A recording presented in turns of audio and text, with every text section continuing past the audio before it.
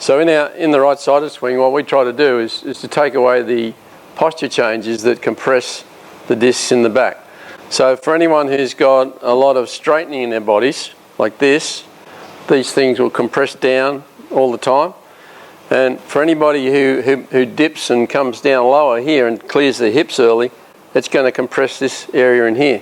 We try to keep our overness all the time when we swing. And to keep my overness, I can't do this with my hips, because as soon as I do this with the hips, it drops my shoulders into a out to the right position. And if my hips go left, my shoulders will go right, which is a counterbalance. It squeezes all this down.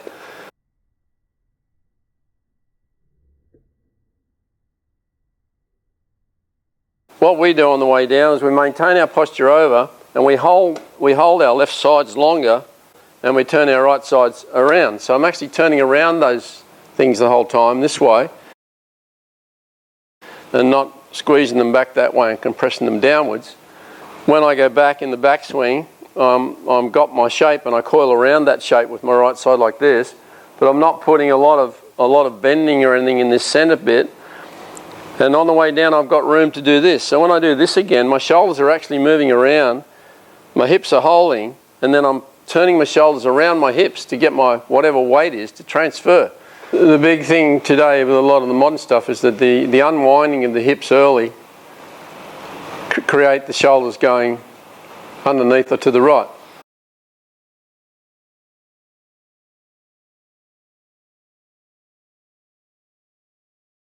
So the counterbalance for the hips working early this way, the counterbalance for that is to go that way off my shoulders, because I can't turn them both that way or I'd miss it altogether.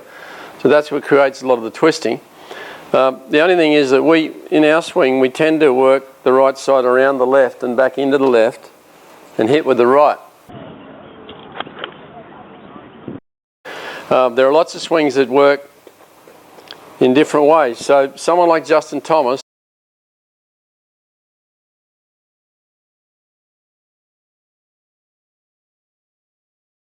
he'll go more this way and more this way, and they get the quick flick of this and then the hold here, and then they get the speed that way. I think he's going to finish up with a bad back.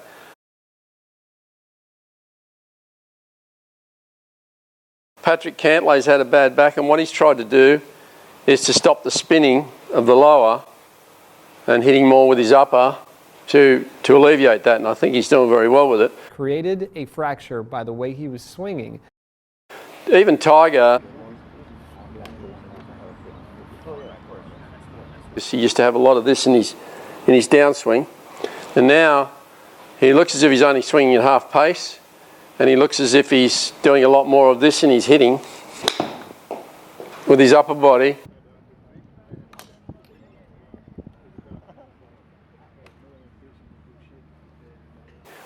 He doesn't seem to be hitting too much shorter to me.